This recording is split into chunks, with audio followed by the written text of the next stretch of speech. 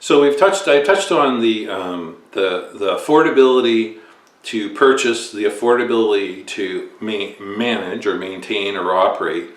But there's another one that's really key, is that tiny homes still provide people with an opportunity to build something, to build a home of their own. To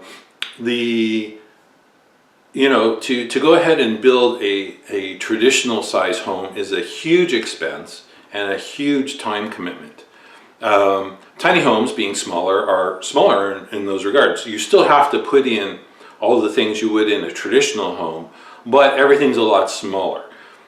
So your material costs are less, you may leave out some appliances, and one of the big things is you're not paying that land acquisition cost up front. So there's a potential for people to build their own homes to live in, and that can help them again with that step into traditional home ownership, because it's again reducing that cost of entry, which means that people can afford to now move into home ownership easier. So that's, I think, an important thing.